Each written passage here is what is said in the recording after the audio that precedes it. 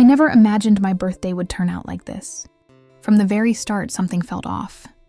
Carl celebrating my birthday a day early, like he was trying to get it over with as quickly as possible, acting overly affectionate, way more than usual. These were all little signs that something wasn't right, but I didn't want to see them. When a woman wants to feel loved, she tends to overlook even the most obvious things. The night before, we had dinner at a nice restaurant with our friends. Everyone celebrated my 46th birthday. Carl had his arm around my waist, whispering sweet nothings in my ear, words that had long since lost their meaning, telling me how much he loved me, how important I was to him. But deep down, I felt nothing. That celebration wasn't for me. It felt more like Carl was fulfilling an obligation, doing what was expected of him. And then when my actual birthday arrived, the house was empty. Carl had left early in the morning. I have something important to take care of. Maybe I'll stop by in the afternoon. He had said he didn't even look guilty when he left. He just left. But what really hurt was why he did it, not because he didn't love me. I had already known that for a long time. Because he was cheating on me. I couldn't prove it, but the feeling inside me had long since turned into something more than just suspicion. My stepson Elias was about to make a move that would change everything. He was nothing like his father. In fact, he was stronger, smarter, and more aware than Carl could ever be. Elias, Carl's 23-year-old son from his previous marriage.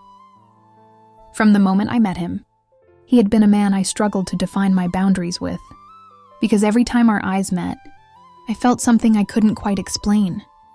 I knew it was wrong, but feelings don't operate on right or wrong. I had no idea what was coming. I couldn't have imagined Elias would give me a gift so unexpected. A gift that would show me the truth and change my life forever. But at that moment, I had no clue. That afternoon, my phone buzzed a message from Elias. "We're waiting for you at this address. Dad and I planned something special for your birthday."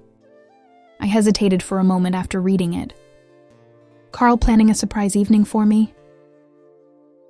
I couldn't believe it. Elias was about to take things to a whole new level. But before we get into that, don't forget to subscribe to the channel and turn on notifications, so you'll be the first to hear these stories. And if you like this one, leave a comment and hit the like button. It really helps me keep bringing you more. After last night's cold, lifeless celebration, it was hard to believe Carl actually cared about my birthday, especially since he had left that morning with a flimsy excuse, saying I have a lot to do today and leaving me alone. I felt a wave of guilt for doubting him so much. Maybe I was overthinking it. Maybe he really was trying to make things right. Maybe Carl and Elias had planned something meaningful for me. I had a strange sense of unease, but at the same time curiosity and excitement. I walked into the bathroom and stared at myself in the mirror. I needed to pull myself together. I styled my hair carefully, applied light but elegant makeup, even though I knew Carl was indifferent. Deep down, there was still a part of me that hoped that I'd finally receive the attention I had longed for, but never gotten. I got dressed ready and headed to the address in the message. The moment I knocked on the door, it swung open quickly. Elias was standing there as I looked at him. My eyes instinctively searched for Carl for a second, but Elias locked eyes with me and smiled. "Happy birthday, Abby." That was all he said. Then he stepped back and gestured for me to come in. The moment I stepped inside, the scene in front of me took my breath away. The living room was set up perfectly, a table carefully prepared just for me, romantic but not overdone decorations, every detail thought through, dim lighting, soft music, and most importantly, a small gift box sitting right in the center of the table. I held my breath for a moment. This was so much more than I had expected. Elias watched my stunned expression before slowly stepping closer. "For you," he said, picking up the small box from the table and handing it to me. My fingers trembled as I opened it. My eyes instantly welled up. Inside was the necklace I had wanted for years, but Carl had never cared about. The one I had mentioned countless times, only for him to brush it off. Elias had gotten it for me, when I looked up at him. The way he gazed at me cut through me like a blade.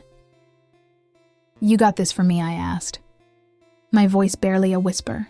Elias gave a small nod and looked straight into my eyes. As he reached out and clasped the necklace around my neck, when his fingers brushed against my skin, I felt a small jolt inside me. But I didn't want to think about it. I couldn't think about it. As my fingers lightly traced over the necklace, a strange warmth spread through me. I didn't even know what to say. I just looked at him for a few seconds. Neither of us spoke a word. Finally, I took a deep breath and pulled myself together. "Where's Carl?" Elias didn't look away as he took a small step back, that slight but deeply meaningful smile still on his lips. "He's not here and he's not coming." I furrowed my brows slightly. "But in your message, you said you were waiting with him." Elias paused for a moment, then tilted his head slightly, his gaze growing even more intense. "Would you have come if I hadn't said that Abby—" For a few seconds, I could hear nothing but the sound of my own heartbeat. He was right if Carl hadn't been mentioned. Would I have come if I hadn't? I wouldn't be wearing the necklace I had wanted for so long right now, and I wouldn't have known about the real gift Elias was keeping from me. The one that would change everything. Elias hadn't even played his trump card yet. Elias grabbed the bottle of wine from the table, smoothly uncorking it before carefully pouring into 2 glasses. "Your favorite," he said, handing me one of the glasses. "I know, because I saw how you smiled when you drank it with your friends, a year ago." I narrowed my eyes as I held the glass in my hand. "How long have you been paying attention to what I drink, Elias?" He smiled. "I just know what you like." Something inside me trembled for a second. The way he looked at me, the way he spoke, every little move he made. They were carving their place in my mind without me even realizing it. The moment I took my first sip, I noticed how perfectly the wine matched my taste. I couldn't help but smile. Elias took a slow sip from his own glass, his eyes never leaving me. "You know, Abby," he said softly, "talking to you has always been easy." I raised my eyebrows slightly. "Oh yeah," he nodded. "Sometimes I wonder how someone like you stayed with a man like my father for so long." Something inside me cracked at that moment. I slowly set my glass down on the table. Sometimes I wonder the same thing. A heavy silence settled over the room. Elias leaned back into the couch. More relaxed now, but his eyes were still on me. "Hearing you say that is surprising, but at the same time it's really not." I looked away. I didn't want to say out loud everything running through my mind. But with Elias, words just seemed to slip out effortlessly. "Talking to you really is easy," I said with a small smile. "Sometimes I'm shocked at how well we understand each other." Elias tilted his head, his gaze warm but sharp, as if he had known this all along. "Doesn't surprise me." I took another sip of my wine, feeling the relaxation of the alcohol mix with something else. Something deeper, something I couldn't quite define. But the strangest thing was how comfortable this closeness with Elias made me feel tonight. Without Carl, it felt so much more right. Elias's eyes were locked onto mine, the space between us getting smaller. My hands rested on my knees, my breathing uneven. It felt like the entire world had come to a stop. What was supposed to happen was about to happen. But just as our lips were about to meet, Elias suddenly pulled away. "Abby," he said, his voice shifting into something more serious. "I have something I need to show you." I blinked my mind, scrambling to make sense of his words right now. Trying to predict what went through Elias's mind had never been easy. But this was something else. Stopping in a moment like this, to say something like that, it was weird. But there was something in his eyes, something firm, unshakable. He stood up and walked over to the TV in the corner of the living room, picking up a small USB drive. Then he plugged it in. I thought it was a movie. But within seconds, the images flashing across the screen made my blood run cold. Carl, with another woman in a car, kissing his young secretary. Then the two of them leaving a hotel together. Another clip, Carl dropping her off at her place after work. And more. So much more. It felt like someone had punched me in the stomach. A wave of anger, disappointment, and a painful truth I had known deep down, but refused to see washed over me all at once. I turned to Elias, my eyes burning. But I wasn't crying, only one word managed to leave my lips. Why Elias didn't look away. "'Cause you already knew, Abby," he said, his voice calm, but absolute. "I knew you always felt it. But until you fully let go of Carl, until you made your decision." I didn't want to say anything. He reached out his hand toward me. "You needed to cut ties completely," he continued. "I'm sorry for doing this, but that man never deserved you. He's a terrible person, Abby." I looked back at the screen one last time, but I didn't need to see it anymore because Elias was right. I didn't say a word, I just took his hand. In that moment, it felt like everything around us had frozen. My mind was spinning, my heart pounding.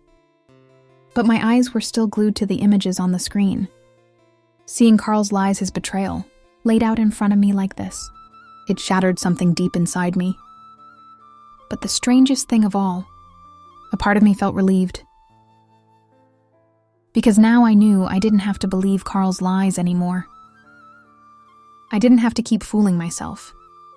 I took a deep breath and closed my eyes. I wanted to think, but my thoughts had already slipped away from me, drifting entirely toward Elias. Elias.